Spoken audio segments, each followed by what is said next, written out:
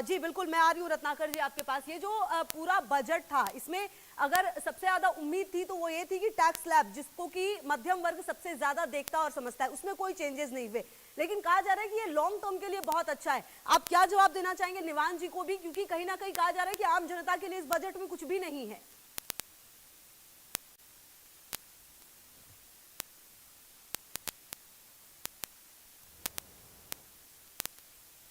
रत्नाकर जी unmute कर ले sir अपने आप को जरा। जी सर मेरा सवाल आपसे यही था कि निवान जी ने जो बातें कही वो तो बताइए ही, इसके अलावा ये भी कि कहीं ना कहीं जब बजट आता है तो हम उम्मीद ये करते हैं कि कहीं ना कहीं जो लोग हैं, आम जनता है, उनको राहत मिलेगी। लेकिन अगर हम टैक्स स्लैब की बात करें तो उसमें कहीं कोई चेंजेस। मैं आती हूँ आपके पास, नितिन नवीन के क्या कुछ कह रहे जरा सुना दे, फिर मैं आ रही हूँ सर आपके पास। साथ ही साथ विकसित भारत 2047 के बनाने का जो सपना माननीय प्रधानमंत्री जी ने देखा है, उसके लिए भी ये संकल्प से सिद्धि वाला बजट है। इस बजट में जहां भारत के वैश्विक अस्थिरता के बावजूद भारत का जो ग्रोथ रेट है, जो 7% लगातार बढ़ रहा है, ये दिखा रहा है कि किस प्रकार से हमने अपने जीडीपी को लगातार मजबूत किया है और साथ ही साथ इन्फ्लेशन को भी अपने कंट्रोल में रखा है। ये इस दिशा में दिखाता है कि हमारे बजट में किस प्रकार से डेप्थनेस है, सबको लेके चलने का हमारा जो विश्वास है और सभी इंफ्रास्ट्रक्चर प्रोजेक्ट को मजबूत करने का जो हमारा विश्वास है, उस पर ये बजट काफ़ी आगे दिख रहा है। युवा शक्ति को मैं मान सकता हूँ कि युवा शक्ति ड्रिवन बजट है।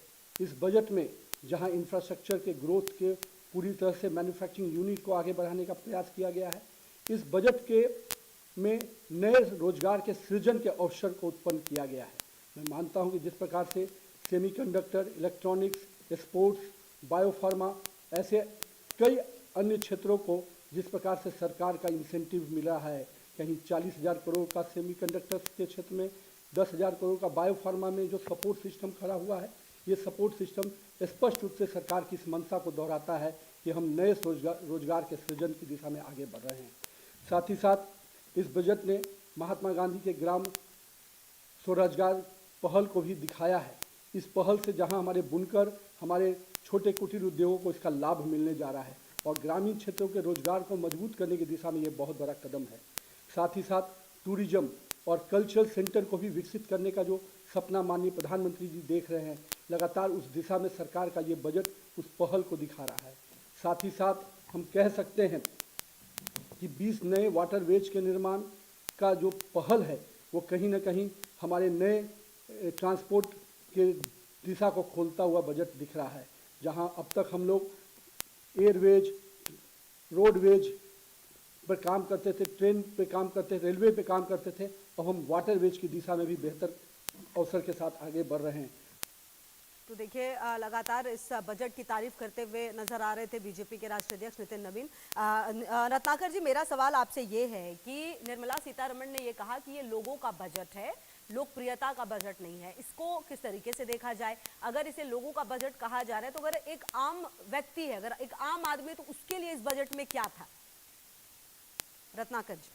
जी देखिए, अभी यहाँ पे जो आम आदमी के प्रवक्ता बैठे हैं, ये तमाम ऐसी बातें जो कह रहे थे, तो अगर इनकी बातें कोई सुनेगा तो उसको लगेगा कि भारत जो है, यह अगर वर्ल्ड की अर्थव्यवस्था में अगर देखा जाए तो उसका पायदान सबसे नीचे है।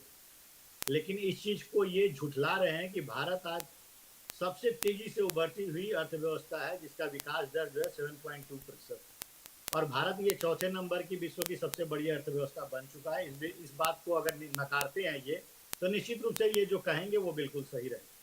लेकिन कहीं ना कहीं दुनिया को सच नहीं बता करके उनको झूठ बोल करके और बरगलाने का काम ये लोग करते हैं। अभी ये कह रहे थे, मैं आपके प्रश्न के जवाब पे भी आऊंगा, अभी ये कह रहे थे कि यहाँ पे मैन्युफैक्चरिंग को कोई बढ़ावा नहीं मिल रहा है।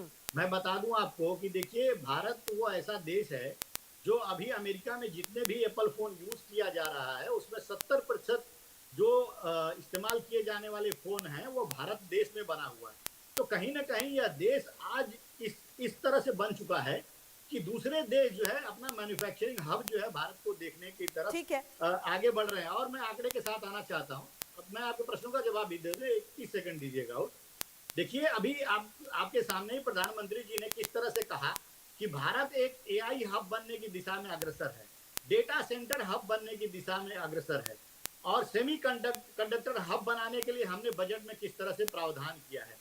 तो निश्चित रूप से ये सारी चीजें अपने आप में दर्शाती हैं कि भारत एक तेजी से उभरती हुई अर्थव्यवस्था है, और ठीक जो है। हमने संकल्पना लिया है 2047 का विकसित हम्म। भारत का, उसको अवश्य ही पूरा कर देंगे, जिस तरह से हमने बजट में इस तरह का प्रावधान किया ठीक है। है।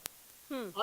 और मैं आना चाहूंगा, देखिए अभी आपके प्रश्नों का जवाब रह गया, मैं उस पर आना चाहूंगा। आप कह रही थी कि किस तरह से आम आदमी इस पे बेनिफिशियल होगा। हम्म। अब देखिए विपक्ष का काम है आरोप लगाने का, और उसका अरे और सर, विपक्ष विपक्ष सारे को छोड़िए, मैं तो एक आम आदमी के हिसाब से पूछ नहीं, रही हूँ कि हाँ उनके हाँ लिए हाँ, क्या। जी मैं उसी को जी रिलेट जी। करके ही बात करता हूँ, हाँ क्योंकि हाँ। विपक्ष अगर ये कहता है कि इस बजट से कोई उम्मीद नहीं है, तो मैं ये कहना चाहूंगा कि जनता को विपक्ष से कोई उम्मीद नहीं थी, इसलिए विपक्ष में बैठाया, और जनता को हमसे उम्मीद है, इसलिए हमको सत्ता पक्ष में बैठाया। ठीक और है। हम किस तरह से उनके उम्मीदों को पूरा कर रहे हैं वो भी बताएंगे हम। देखिए अभी अभी आम आदमी को किस तरह से फायदा होगा, आपने अभी प्रधानमंत्री जी को ही सुना कि आयात शुल्क में कमी होने के कारण किस तरह से कैंसर की दवाएं जो है भारत देश में सस्ती मिलेंगी, और किस तरह से शुगर की जो है दवाएं वो सस्ती मिलेंगी। हॉस्पिटल्स का जो एग्जिस्टिंग सेटअप है उसको विस्तार करने का काम भी जो है ये किया ठीक है। गया है, और 3 नए आयुर्वेदिक हॉस्पिटल एम्स जो है वो बनाने ठीक का है, ये तो काम सर जो इस हाँ बजट लगातार में हमने प्रावधान बताया किया है गया ये वाली बातें। तो चलिए ये ठीक है सर, मैं सारी आती हूँ चीजें आपके पास। अपने आप एक में एक दर्शाती रिएक्शन है जरा, ना कि क्योंकि ये मेरे आम सहयोगी आदमी को ग्राउंड फायदेमंद जीरो पर रहेगी। भी हैं, उनके पास भी जाते हैं। ममता जी भी मेरे साथ लगातार जुड़ी हुई है, ममता जैन जी। ममता जी, अगर इस पूरे आप बजट को देखती हैं तो आपको क्या नजर आता है? क्योंकि रियल एस्टेट को अगर आप देखें तो क्या उसको बढ़ाने के लिए कुछ फैसले आपको ऐसा लगता है कि और लिए जा सकते थे?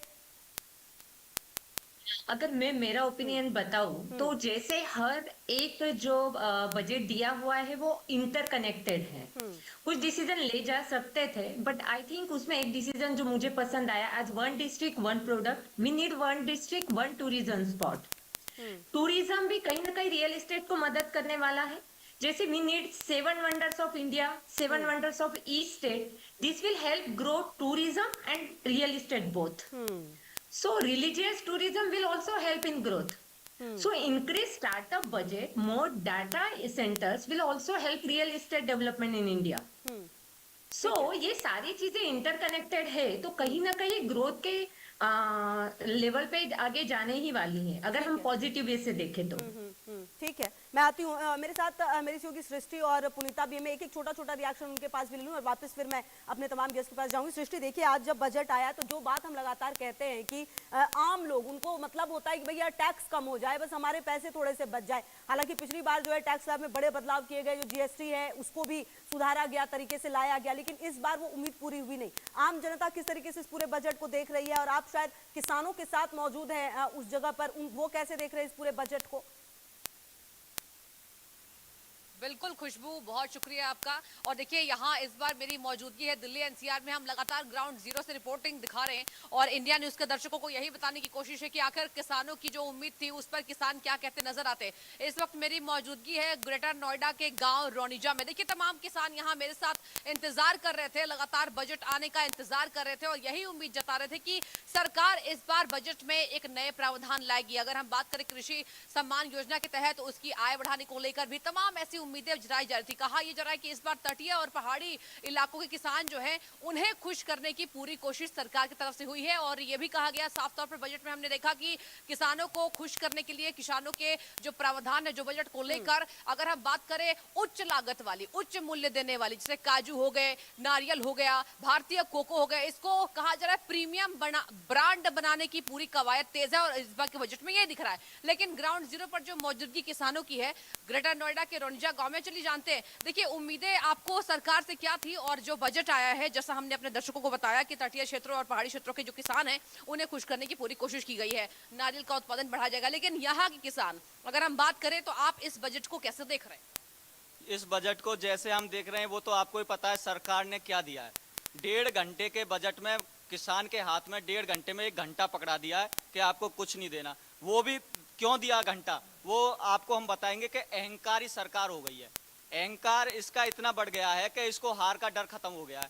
जिस सरकार के दिमाग से हार का डर खत्म हो गया वो किसान को घंटा ही पकड़ाएगी, क्योंकि किसान बनकर वोट नहीं कर रहा, जब वोट का समय आता है तो वो जातियों में बट ठीक जाता है, है, बिरादरियों आप में बट रहिए जाता है। सृष्टि, लोगों से बातचीत भी करते रहिए। इसी बीच एक बड़ी खबर जो आ रही है वो जरा अपने दर्शकों को बता दें। ईरान के बंदर अब्बास में विस्फोट हुआ।